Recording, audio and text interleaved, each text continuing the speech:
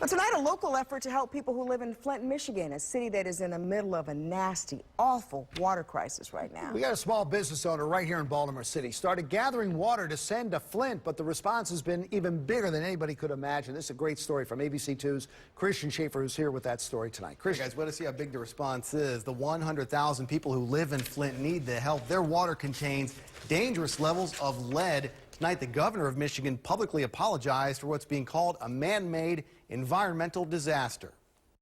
Dozens of cases of bottled water with more on the way inside Posh Studio on Howard Street. I feel like if we don't help ourselves, who's going to help us? On Friday, owner Jacqueline Berry and some friends will gather up all the water they've collected and drive it 600 miles from Baltimore to Flint, Michigan, they say, in a truck donated by the Shoe City chain. Then they'll help distribute the water to residents who need it. It makes me feel good, for real, to see that all of us could come together and do something positive in our city. This past weekend, President Obama signed an emergency declaration for the city of Flint. Its water became contaminated well over a year ago when Flint switched from Detroit's water system to a system that drew water from a local river to save money. But the water in the new system was not treated properly, and so lead leached into it from the old pipes.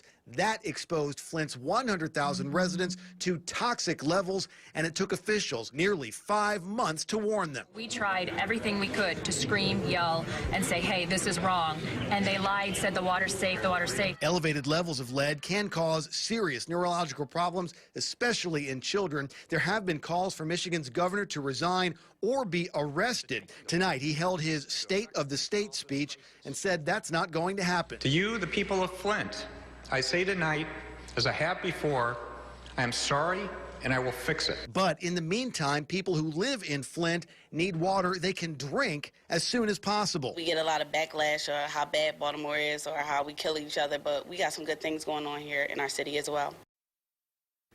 Yeah, tomorrow is the last day they're going to collect the water until they deliver it on Friday. That's at Posh Studio tomorrow from 800 block of Howard Street from noon until 6 o'clock. Christian Schaefer, ABC2 News.